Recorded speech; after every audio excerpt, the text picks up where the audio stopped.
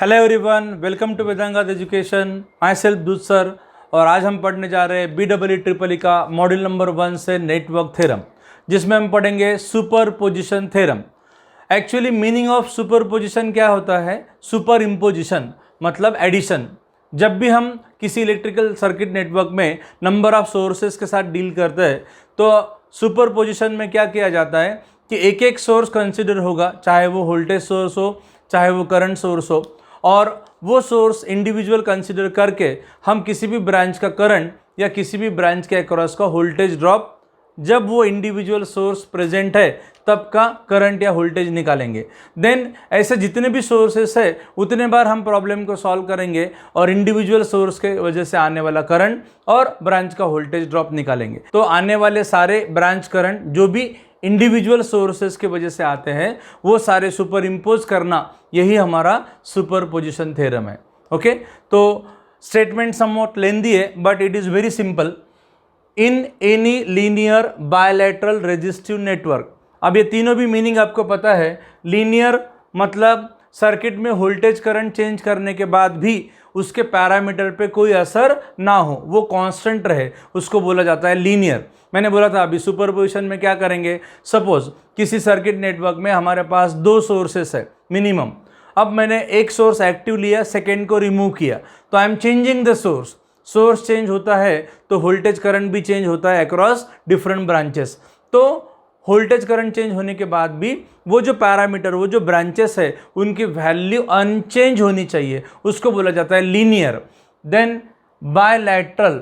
Bilateral means current के either direction में circuit के प्रॉपर्टीज कैरेक्टरिस्टिक्स सेम रहना चाहिए।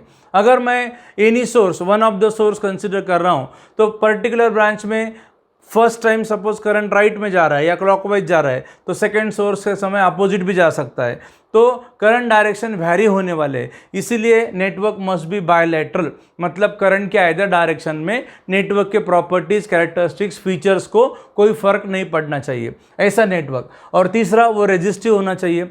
हमको फर्स्ट ईयर इंजीनियरिंग में BEE में रेजिस्टिव सर्किट रहेगा। आगे जाके जो नेटवर्क एनालिसिस आप पढ़ोगे उसमें इंडक्टर और कैपेसिटर आएंगे, वहाँ पे ये थ्योरम अप्लाई कर सकते हैं। तो अभी यहाँ पर रेजिस्टिव नेटवर्क चाहिए कंटेनिंग 2 और मोर जनरेटर। कम से कम 2 सोर्सेस या जनरेटर्स होने चाहिए, मतलब आइदर 2 वोल्टेज 2 करंट या 1 वोल्टेज 1 करंट, जो भी रहेगा मिनिमम 2। मोर देन 2 कितने भी चलेंगे। जितने सोर्सेस बढ़ते जाएंगे उतना प्रॉब्लम लेंदी होते जाएगा, बिकॉज हर सोर्स को मुझे इंडिविजुअल सॉल्व करना है। Okay, now 2 or more than 2 generators, the current flowing through any branch. किसी भी ब्रांच का करंट कैसा होगा?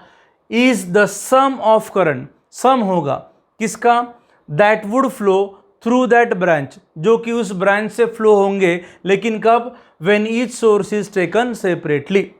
और अगर एक एक सोर्स मैंने सेपरेट लेके ब्रांच करंट लिया तो बाकी सोर्स का क्या होगा? While other sources are replaced by their internal resistances if any. मतलब जब कोई सोर्स में प्रेजेंट लेता हूं और रिमेनिंग सोर्स को रिमूव कर देता हूं तो उसका इंटरनल आर अगर दिया है, इफ एनी अगर है, तो सोर्स रिमूव भी हुआ तो भी आर को हम रिमूव नहीं कर सकते। मतलब सोर्सेस को, एक सोर्स को कंसिडर करो, रिमेनिंग को रिमूव करो। जिसको आप रिमूव करोगे उसका इंटरनल रेजिस्टेंस रिमूव करने के बाद भी लेना पड़ेगा, लेकिन कब? जब है तो। आपको कोई ऐसा प्रॉब्लम अभी तो नहीं है जिसमें कोई इंटरनल आर हो, बट इन जनरल अगर बैटरी के साथ या किसी करंट के साथ अगर इंटरनल आर दिया है तो सोर्स रिमूव करने के बाद आर लेना पड़ेगा।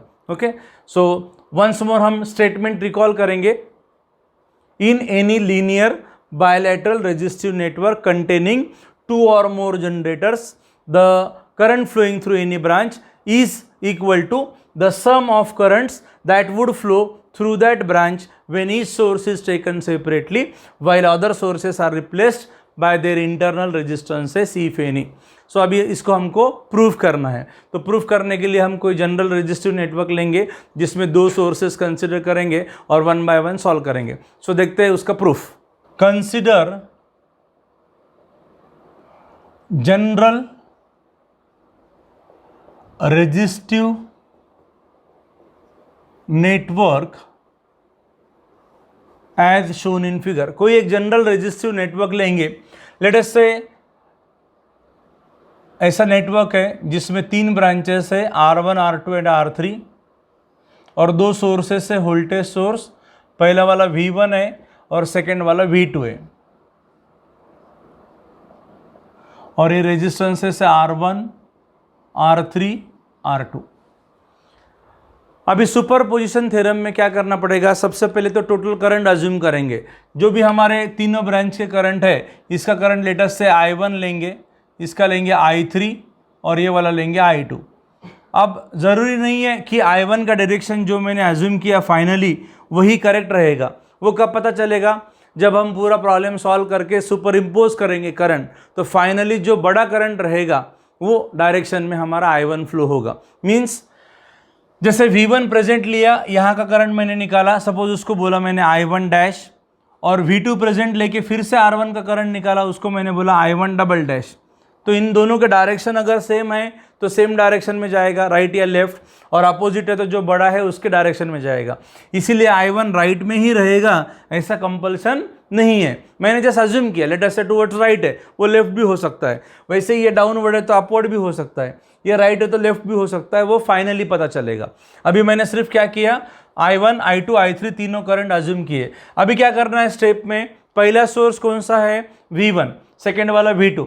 आप V1 को प्रेजेंट ले लो, V2 को रिमूव करो, और V2 को प्रेजेंट लो, V1 को रिमूव करो सेकेंड स्टेप में। ओके, तो फर्स्ट स्टेप क्या है, take V1 source active and short circuit V2। अब यहां एक ध्यान देने वाली बात ऐसी है, अगर आप वोल्टेज सोर्स को रिमूव करोगे तो उसको शॉर्ट सर्किट करना है, और करंट सोर्स को रिमूव करोगे तो उसको ओपन करना है। Voltage source is replaced by short circuit and current source is replaced by open circuit. मतलब वो 2 टर्मिनल जहां करंट सोर्स है उनको ओपन करना है जब रिप्लेस करेंगे तब, जब रिमूव करेंगे तब, और जब वोल्टेज सोर्स रहेगा तो उसके जगह पर शॉर्ट सर्किट अप्लाई करेंगे। ओके, सो V2 को शॉर्ट सर्किट करेंगे, वोल्टेज सोर्स है इसीलिए। अभी फिर से डायग्राम ड्रॉ करना है।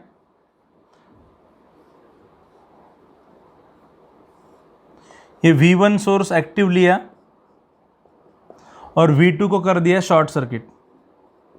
यहां रहेगा R1, R3, R2। अब हमारे सर्किट नेटवर्क में एक ही सोर्स प्रेजेंट है, that is called as V1। तो इसके वजह से अभी करंट फिर से अज्यूम करने पड़ेंगे। यहाँ पर पॉजिटिव पोलैरिटी लेटर से यहाँ का करंट अगेन I1 रहेगा, बट उसको डैश बोलेंगे। I1 dash is the current flowing through R1 जब ओनली V1 प्रेजेंट है, V2 नहीं है। ओके, देन यहाँ करंट डिवाइड होगा, नीचे जाएगा, लेटर से दिस इज I2 डैश, ये टुवर्ड्स राइट जाएगा, लेटर से I3 डैश। सो हमने अज्यूम कर लिया I1, I2, I3 डैश जब V1 प्रेजेंट है तब के करंट। ओके, लेट अस से इसको नाम दे देंगे फिगर ए। अब मुझे क्या करना है, सर्किट को रिड्यूस करना पड़ेगा और पहला एक करंट फाइंड करना पड़ेगा, देन रिमेनिंग 2 आ जाएंगे। तो अभी क्या करेंगे, जिस साइड में सोर्स है उसके अपोजिट में पहले तो यहाँ करंट का डिवीजन हुआ है 2 और 3, इसमें से करंट गए, तो ये दोनों ब्रांचेस कैसे हमारे पैरेलल ब्रांचेस है, R2 and R3। So reduce it, क्या बोलेंगे हम लोग नेक्स्ट स्टेप में, R2 parallel R3। So let us से इसका वैल्यू कुछ तो भी है RX, समथिंग वैल्यू आएगा, उसको RX बोलेंगे। तो सर्किट में से इतना पार्ट रिमूव होगा, यहाँ RX आएगा, ये पार्ट सेम रहेगा V1 एंड R1। मैं सेम निकाल देता हूँ, यहाँ पर V1 यहाँ रहेगा R1, और इसका जो कॉम्बिनेशन आपने किया है वो RX है। अब R1 का करंट आपका था I1 dash, so I can get the value of I1 dash. कैसा आएगा I1 dash, I1 dash is equal to V1 divided by R1 plus RX, और कहाँ रहेगा ये, towards right. So this is first current I1 dash. Then second मुझे I2 निकालना है और I3 निकालना है। तो यहाँ पर मैं करंट डिवीजन रूल लगा सकता हूँ। करंट डिवीजन रूल कब यूज करते हैं, जब 2 पैरेलल ब्रांचेस का करंट फाइंड करना होता है। ओके, तो ये 2 पैरेलल ब्रांचेस है R2 एंड R3, इनका करंट हम CDR से निकालेंगे। सो बोलेंगे referring figure A by current division rule CDR, दोनों भी करंट निकाल सकते हैं, I2 भी और I3 भी। So I2 dash is equal to I3 dash is equal to, कैसा आएगा, आने वाला टोटल करंट कौन सा है वो, ये वाला I1 डैश, दोनों जगह I1 डैश इंटू जिसमें से हम करंट निकाल रहे हैं उसको पैरेलल ब्रांच। I2 डैश कहाँ का करंट है, R2 का है, तो R2 को पैरेलल कौन है, R3, तो इंटू R3 आएगा। I3 डैश ये कहाँ का करंट है, R3 का, ये निकालते समय इसका पैरेलल कौन है, R2, तो इसमें इंटू R2 होगा। अपॉन दोनों का एडिशन जो पैरेलल में है, कौन कौन पैरेलल है, R2 एंड R3, तो डिवीजन में होगा R2 plus R3। So these are I2 and I3 dash current. I2 dash हमने डाउनवर्ड और 3 डैश राइट में लिया है, तो I2 डैश हम बोलेंगे डाउनवर्ड है और I3 डैश हम बोलेंगे टूवर्ड्स राइट है।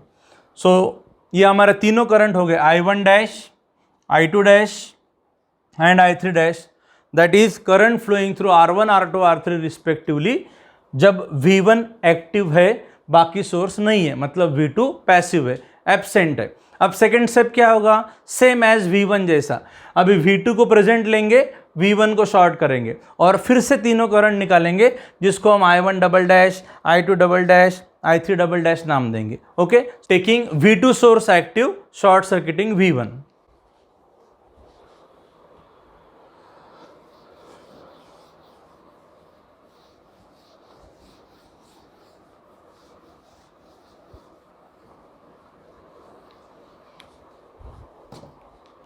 So step number 2, take V2 source active and short circuit V1। फिर से सेम डायग्राम, अभी जस्ट सोर्स चेंज हुआ है, V1 की जगह V2 रहेगा,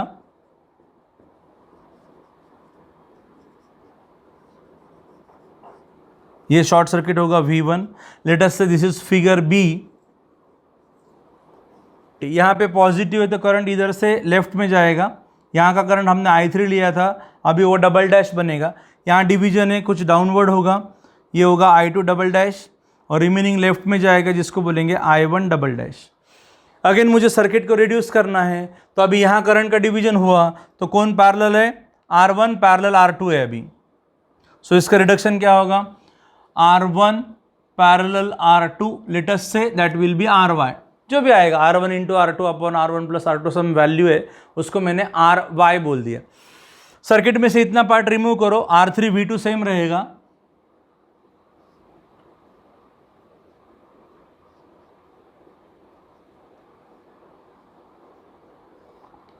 यहाँ दोनों का पैरेलल आ गया RY, और ये करंट एक बचता है जो होगा towards left I3 double dash.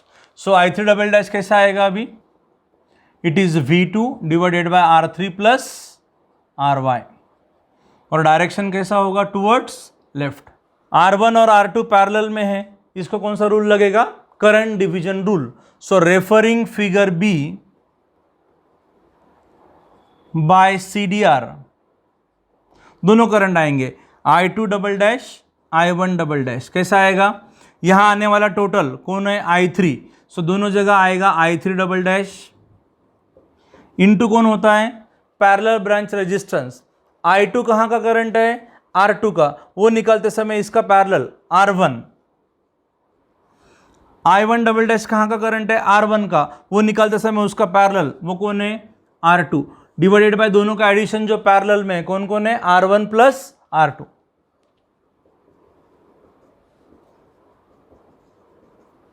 Now I2 downward है, I1 टूवर्ड्स लेफ्ट है, I2 downwards, I1 towards left. सो ये हमारे नेक्स्ट करंट हो गए, that is I3 double dash, I2 double dash, I1 double dash.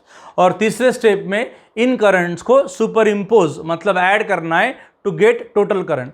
अभी हमारा R1 का करंट कौन था, I1, तो थर्ड स्टेप में क्या होगा, I1 इज इक्वल टू, पहले तो मैं बोलूंगा I1 dash plus I1 double dash, पहले तो प्लस लिखना है, मैं सब में प्लस लिख देता हूं, I2 is equal to I2 dash plus I2 double dash, 3 में भी I3 is equal to I3 dash plus I3 double dash.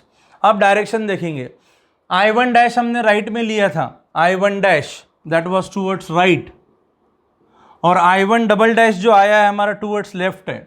अभी दोनों करंट अपोजिट डायरेक्शन में है, तो क्या होने वाला है, सब्सट्रैक्शन, तो क्या होगा final, I1 dash minus I1 double dash. अब डायरेक्शन ऑफ I1 कैसे डिसाइड करेंगे, I1 डैश या I1 डबल डैश, दोनों में बड़ा कौन है? अगर I1 डैश बड़ा रहा तो final current I1 towards right रहेगा, I1 डबल डैश बड़ा है तो टूवर्ड्स लेफ्ट रहेगा। जो मैंने स्टार्टिंग में बोला था कि I1 का डायरेक्शन राइट ही रहेगा, ऐसा नहीं है। किस पे डिपेंड करेगा? फाइनली दोनों सब्सट्रैक्ट ऐड होके कैसा डायरेक्शन आता है। सिमिलरली I2 डैश पहले हमने डाउनवर्ड लिया था और डबल डैश भी हमारा डाउनवर्ड है, दोनों करंट डाउनवर्ड है तो डायरेक्टली प्लस हो जाएंगे। So that will be I2 dash plus I2 double dash.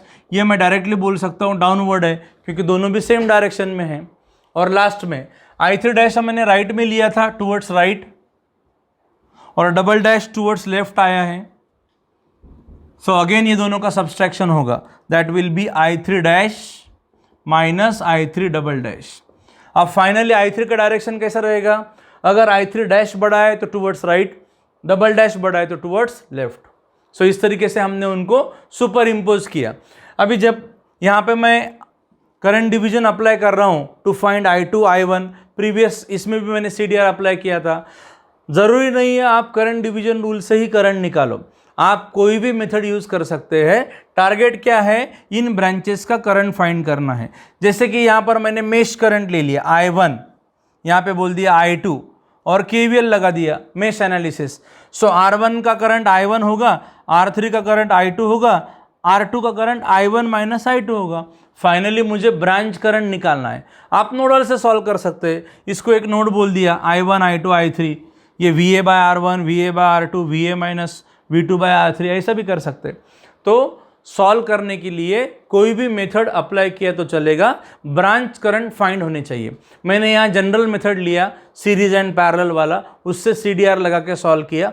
आप मेश से, नोडल से या और किसी मेथड से भी सॉल्व कर सकते हो to find branch current. Okay, so this was all about superposition theorem. Next lecture में हम देखेंगे numericals on superposition theorem. Till then, thank you very much, enjoy learning.